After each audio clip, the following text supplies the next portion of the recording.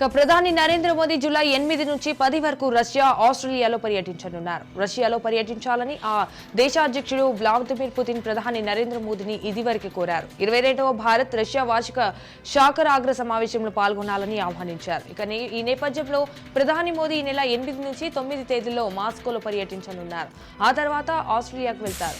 ఆ దేశంలో 9 నుంచి 10 తేదీల్లో పర్యటించి పలు సమావేశాలు పాల్గొంటారు. బీహార్లో వరుసగా వంతెనలు కూలుతున్నాయి. తాజాగా సెరైన్, సివాన్ జిల్లాల్లోని సరిహద్దు గ్రామాలను కలిపే గండికి నదిపై ఉన్న 15 ఏండ్ల నాటి వంతెన కూలిపోయింది. ఈ ఘటనతో గడిచిన 24 గంటల్లో సెరైన్ జిల్లాలో కూలిన బ్రిడ్జిల సంఖ్య 3కు చేరింది. అంతేగాక రాష్ట్ర వ్యాప్తంగా 17 రోజుల వ్యవధిలో కూలిన బ్రిడ్జిల సంఖ్య 12కు చేరింది. ఆమ్ ఆద్మీ పార్టీ జాతీయ కన్వీనర్, ఢిల్లీ ముఖ్యమంత్రి అరవింద్ కేజ్రీవాల్ కు ఢిల్లీ హైకోర్టులో చుక్కెదురైంది. మద్యం కుంభకోణానికి సంబంధించి సిబిఐ మోపిన అవినీతి కేసులో సీఎం దాఖలు చేసిన బెయిల్ పిటిషన్ పై ఈ రోజు ఢిల్లీ హైకోర్టు విచారణ జరిపింది. ఈ మేరకు సిబిఐకి నోటీసులు జారీ చేసింది.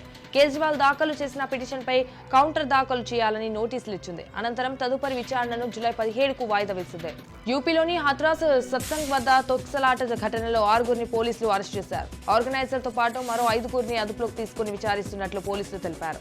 ఈ 6గురు సత్సంగ్ వద్ద సేవధార్పర్ గా ఉన్నారని అల్గిడ్ రేంజ్ 5 షలాగ్ మాధుర్ కేసుకు సంబంధించిన వివరాలను వెల్లడించారు. ముంబై మహానగరంలో ఓ షాకింగ్ ఘటన చోటు చేసుకుంది. అంధేరిలోని వెస్టర్న్ ఎక్స్ప్రెస్ హైవేపై ఉన్న ఓ ఫ్లైఓవర్ కింద నుంచి వెళ్తున్న ఓ కారుపై స్లాబ్ ఒక్కసారిగా కూలింది. ఈ ప్రమాదంలో కారు పూర్తిగా ధ్వంసం కాగా డ్రైవర్ ప్రాణాపాయం నుంచి బయటపడ్డాడు. ప్రస్తుతం ఘటనకు సంబంధించిన వీడియో సోషల్ మీడియాలో వైరల్ అవుతోంది. నీట్ యూజీ పరీక్షలో చోటు చేసుకుంటున్న అవకతవకలపై దాఖలైన 26 పిటిషన్లను ఈ నెల 8న సుప్రీంకోర్టు విచారించనున్న తరుణంలో కీలక పరిణామం చోటు చేసుకుంది. నీట్ పరీక్షను రద్దు చేయకుండా కేంద్ర ప్రభుత్వంతో పాటు ఎన్టీఏని ఆదేశించాలంటూ 56 మంది నీట్ ర్యాంకర్లను సుప్రీంకోర్టులో పిటిషన్ వేశారు. నీట్ పరీక్షను రద్దు చేస్తే నిజాయితీగా కష్టపడి చదివిన విద్యార్థులకు నష్టం కలుగుతుందని, అది విద్యా హక్కు ఉల్లంఘనకు దారితీస్తుంది అని పిటిషన్లో పేర్కొన్నారు. బ్రిటన్ సార్వత్రిక ఎన్నికల్లో అక్కడి ప్రజలు 14 సంవత్సరాల కన్వెన్టివ్ నేతృత్వంలోని ప్రభుత్వానికి ముగింపు పలికారు. మొత్తం 650 సీట్లకు గాను కైల్ స్మార్నర్ పార్టీ దాదాపు 410 స్థానాల్లో గెలిచి భారీ మెజార్టీ దిశగా దూసుకెళ్తోంది. ప్రస్తుత ప్రధాని రిషి సునక్ కు చెందిన కన్వెన్టివ్ పార్టీకి 119 స్థానాల్లో విజయం సాధించింది. ప్రభుత్వాన్ని ఏర్పాటు చేయడానికి మెజార్టీ మార్కు 326 స్థానాలను లేబర్ పార్టీ అధిగమించింది. దక్షిణ కాశ్మీర్లోని అనంతనాగ్ జిల్లాలో ఉన్నటువంటి ప్రఖ్యాత అమర్నాథ్ గుహలో శివుణ్ణి సందర్శించే వారి సంఖ్య భారీగా పెరుగుతోంది. యాత్ర ప్రారంభమైన కేవలం 6 రోజుల్లోనే రికార్డు స్థాయిలో దాదాపు 1.30 లక్షల కంటే ఎక్కువ మంది భక్తులు మంచు శివలింగాన్ని దర్శించుకున్నారు. ఈ ఏడాది జూన్ 29న ప్రారంభమైన యాత్ర ఆగస్టు 19న 52 రోజుల పాటు కొనసాగనుంది.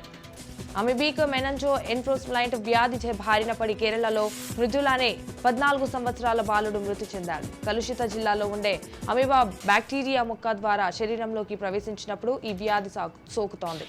బాలుడు కోబోకోడ్లోని ఓ కొలనులో ఇటీవల దిగాడని అధికారులు తెలిపారు.